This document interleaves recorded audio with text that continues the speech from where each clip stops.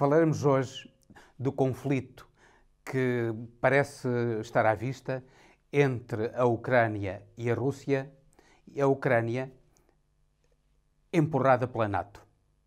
Falaremos também do auxílio que a China está a prestar ao terceiro mundo nas vacinas e, finalmente, do Brasil, da eleição de André Mendonça para o Supremo Tribunal Federal e da derrapagem da economia brasileira e da subida da inflação. Sejam bem-vindos a mais um Política Impura na Rádio Transforma. Peço-lhes que partilhem, que subscrevam o canal, porque subscrever este canal é gratuito e é fácil, e coloquem gosto também.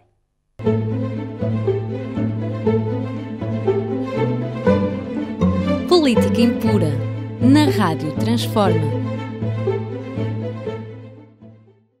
Pois começamos a falar então do conflito que está a ser fomentado em grande parte pela NATO, pelos países europeus, no fundo comandados pelos Estados Unidos, e que acabam por fazer a política agressiva dos Estados Unidos e que estão a procurar alargar a NATO à Ucrânia. Ora bem, quando a NATO foi formada, o argumento para a sua formação era de defesa em relação ao Pacto de Varsóvia. Agora, o Pacto de Varsóvia acabou há muito e a NATO, que em princípio era destinada à defesa da Europa e particularmente ao Atlântico Norte, a NATO não só intervém no Iraque, na Síria, no Afeganistão, intervém em todo o mundo.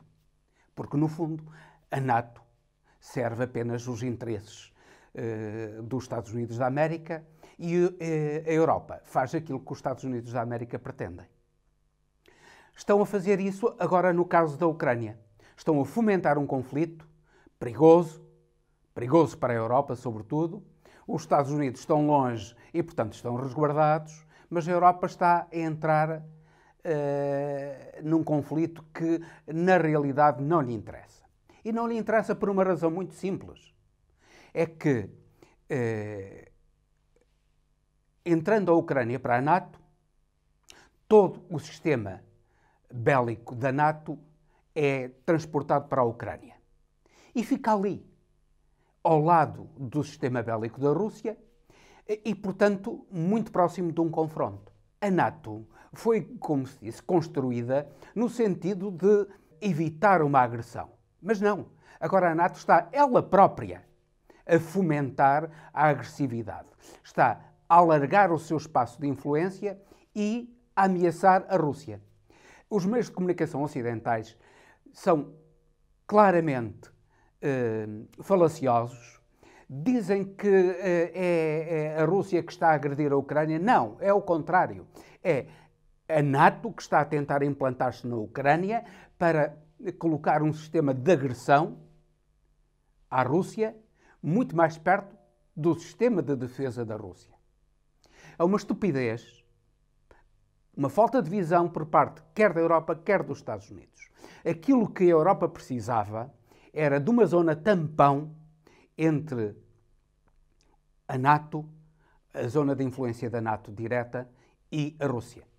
Uma zona neutra. A NATO já trouxe para ela grande parte dos países que antigamente pertenciam ao Pacto de Varsóvia, já trouxe para ela, nomeadamente a Polónia, a Hungria e países que, no fundo, são países que acabam por fazer fronteira com a Rússia.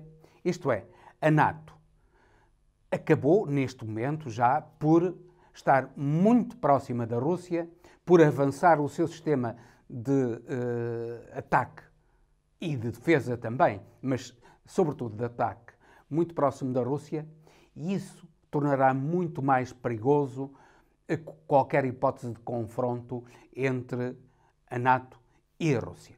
Porque, estando as duas potências militares muito próximas, qualquer problema secundário até pode desencadear um conflito.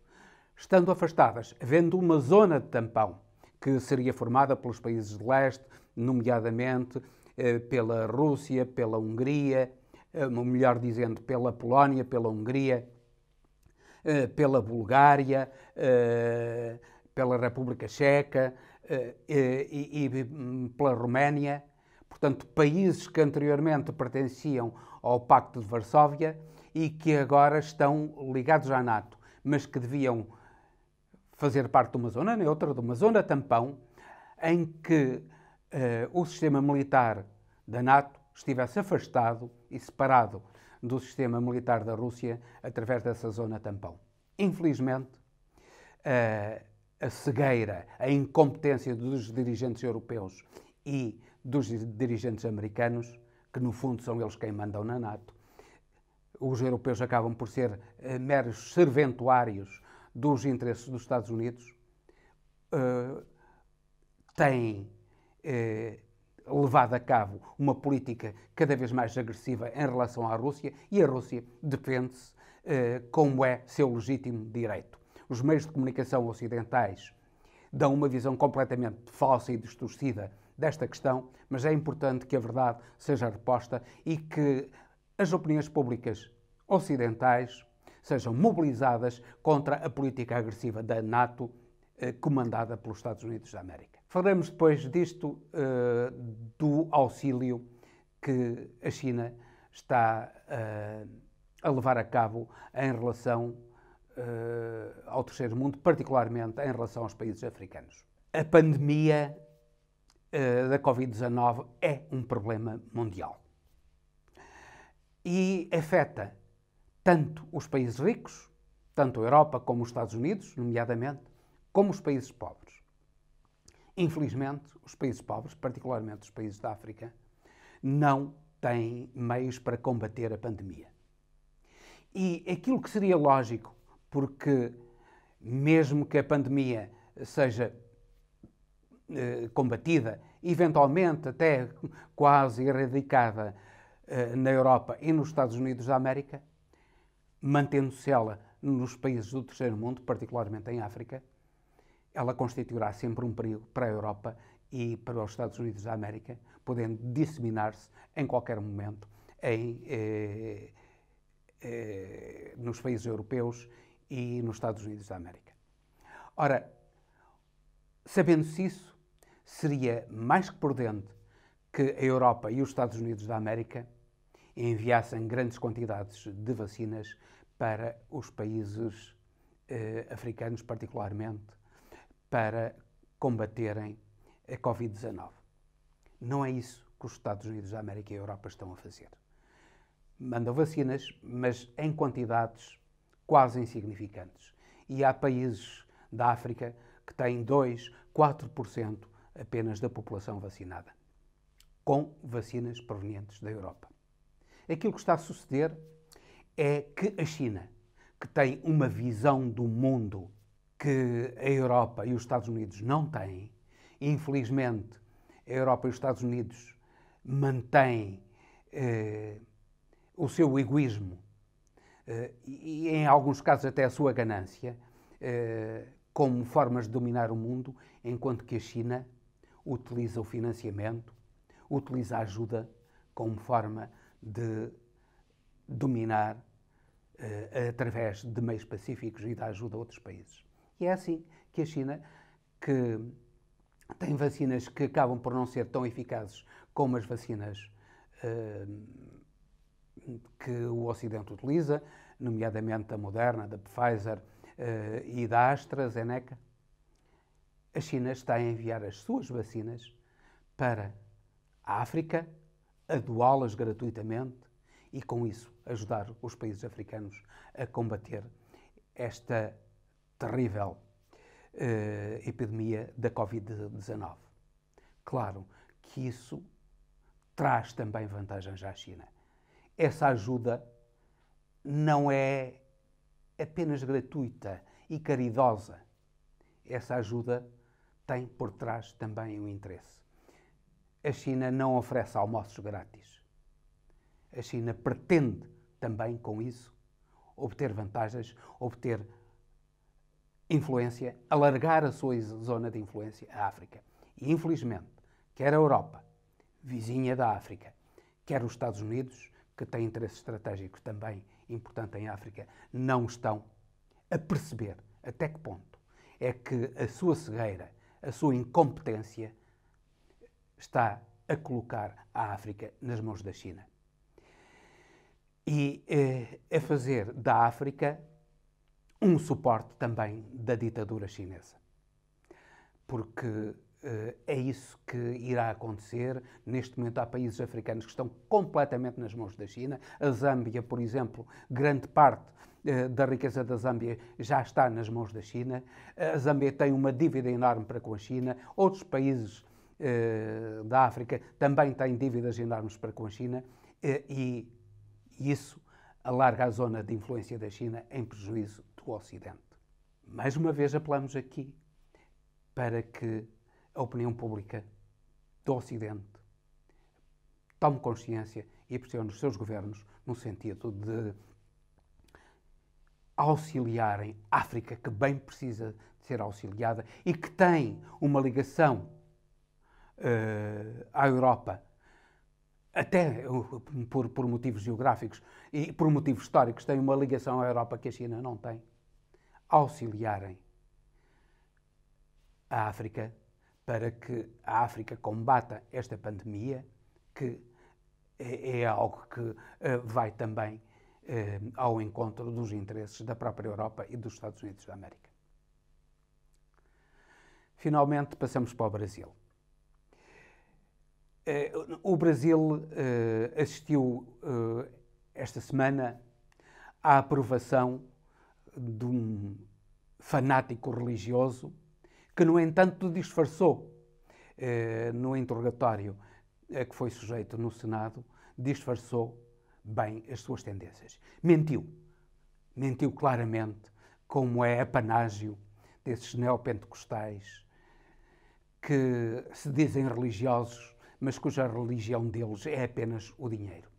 André Mendonça, proposto por Jair Bolsonaro, um indivíduo que está ligado, profundamente ligado, quer ao bolsonarismo, quer às seitas evangélicas neopentecostais. André Mendonça, que é um incompetente, ele fez parte da Advocacia Geral da União e na Advocacia Geral da União era reconhecido pela sua incompetência, que não tem a menor capacidade para ser um juiz do Supremo Tribunal Federal, mas que está lá como comissário político, quer do bolsonarismo, quer dos evangélicos. Ele diz que a religião não vai para o Supremo Tribunal Federal, mas vai. Obviamente que ele, em toda a sua vida, ele é pastor, ele em toda a sua vida usa a religião, usa o seu proselitismo religioso e usa a religião para enriquecer. E todo o seu comportamento no Supremo Tribunal Federal irá ser nesse sentido. É uma vergonha que um órgão que devia ser isento, que devia primar pela capacidade dos seus ministros, que deviam ser juízes, não deviam ser ministros. Ministro é aquele que representa alguém, que é dependente de alguém. Eles deviam ser juízes, deviam julgar. E como julgadores deviam ser completamente independentes. Capazes e independentes. Mas não é isso que André Mendonça é. E ele vai ser um indivíduo que vai tornar o Supremo Tribunal Federal um órgão que merece cada vez menos o respeito dos brasileiros que ainda acreditam na justiça. O Brasil continua a seguir no mau caminho. Ao contrário do que afirmava Paulo Guedes, o Ministro da Economia, aquilo que o Brasil está, neste momento, a sofrer é algo de terrível. Isto é uma baixa do Produto Interno Bruto, o Produto Interno Bruto que diminuiu no trimestre passado, ou no segundo trimestre, diminuiu também no terceiro trimestre no Brasil, e isso coloca o Brasil numa recessão. No segundo trimestre terá diminuído cerca de 4% e no terceiro trimestre cerca de 1%. Isso coloca o Brasil dentro de uma recessão. Aquilo que Bolsonaro e Paulo Guedes prometeram aos brasileiros, que era o progresso económico, nem o progresso em termos de crescimento económico, mesmo esse que beneficia apenas um reduzido número de brasileiros, esse crescimento que Paulo Guedes pretende levar a cabo é um crescimento destinado a enriquecer apenas 0,01% da população brasileira, em prejuízo dos mais pobres. Nem isso ele está a conseguir. As desculpas são imensas, mas os brasileiros devem tomar consciência, não só da desonestidade, do cinismo, mas também da incompetência desses indivíduos que fazem parte da governação de Bolsonaro, particularmente de Paulo Guedes. Ligado a isso, aquilo que assistimos também é um aumento enorme de preços dos bens essenciais no Brasil. O arroz, o feijão, os combustíveis, tudo está a subir enormemente. A inflação atinge 2 dígitos e a fome graça no Brasil. Neste momento, cerca de 20 milhões de brasileiros, 20 milhões de brasileiros, estão ou a passar fome ou a comer muito mal. É esta a tragédia que foi levada para o povo brasileiro pelo regime de Bolsonaro, pelo governo de Bolsonaro, na sequência do golpe dirigido contra Dilma Rousseff. É a este ponto que o traidor Moro levou o Brasil, porque foi o golpe levado a cabo por Moro no sentido de condenar Lula à prisão por crimes que ele não cometeu e que não se provaram que cometeu e que Moro reconheceu que não tinha provas. Moro reconheceu que não tinha provas para condenar Lula. Condenou por simples convicção. Condenou por denúncias de indivíduos que receberam dinheiro para fazerem denúncias. A corrupção alastra no Brasil. No caso de André Mendonça, é óbvio que a aprovação dele como ministro do Supremo Tribunal Federal só foi possível através da corrupção de senadores. É isso que faz permanentemente o governo de Bolsonaro. Agora também foi aprovado o PEC do calote, isto é, as dívidas do Estado são prolongadas para as calendas, o pagamento dessas dívidas é prolongado para as calendas, para que o Estado obtenha meios de financiamento através dos seus credores para pagar um auxílio emergencial aos mais necessitados do Brasil, auxílio que não se sabe quanto é. Infelizmente, o PT, o Partido dos Trabalhadores de Lula, também votou esse PEC do calote, com o pretexto de que esse projeto, esse programa, iria beneficiar a população brasileira. Pois aquilo que Bolsonaro está a fazer é, no fundo, não pagar aos credores do Estado para obter o auxílio a quem precisa urgentemente de auxílio, que está a comer osso, está a pagar por osso ou está a comer muito mal.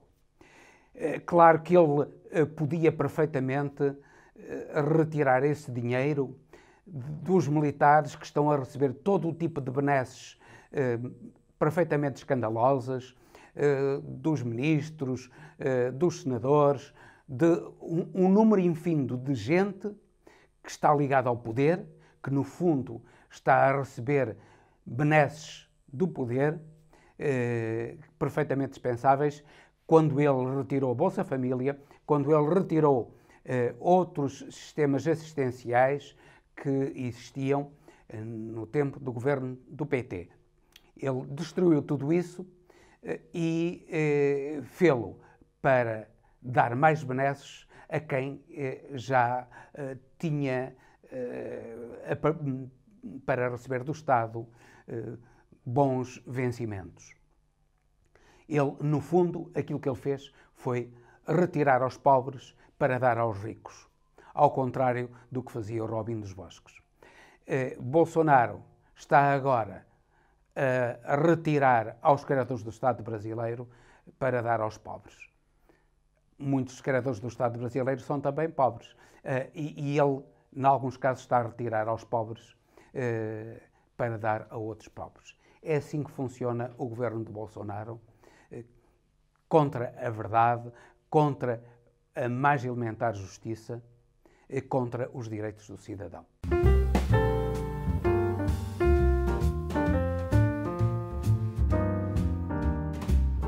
Mais do que até um livro da semana, aquilo que eu vou aconselhar neste mês de dezembro, no mês em que se presentem uns amigos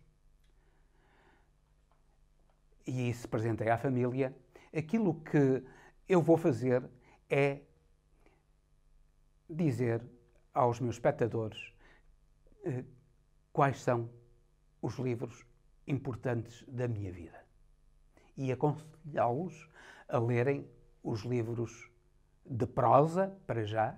Neste mês de dezembro vou aconselhá-los a lerem os livros de prosa que eu considero os livros de prosa mais importantes da minha vida. Os 5 livros em prosa mais importantes da minha vida. O primeiro deles é este. É Guerra e Paz, de Leon Tolstói. Guerra e Paz é, para mim, o maior romance de todos os tempos. A mais bela obra em prosa de todos os tempos. E é o primeiro livro que eu vos aconselho. Eu tenho aqui uma edição que foi publicada em vários volumes, com ilustrações lindíssimas do grande pintor Júlio Pomar e com uma introdução do grande escritor, que é António Lobo Antunes, em vários fascículos, e eu aconselho a todos a comprarem esta edição que tem então as ilustrações de Júlio Pomar e o prefácio de António Lobo Antunes. Há muitas outras edições em português, incluindo livros de bolso de uma editora, e os espectadores certamente que encontrarão, através da internet nomeadamente, encontrarão a edição que melhor lhes convenha. Pessoalmente, prefiro esta edição com os desenhos de Júlio Pomar e o prefácio de António Lobo Antunes. E com isto termino, despedindo-me com amizade até ao próximo Política Impura, pedindo-lhes novamente que partilhem o canal, coloquem gosto e subscrevam o canal da Rádio Transforma. Repito, é gratuito e é muito fácil. Então, até ao próximo Política Impura.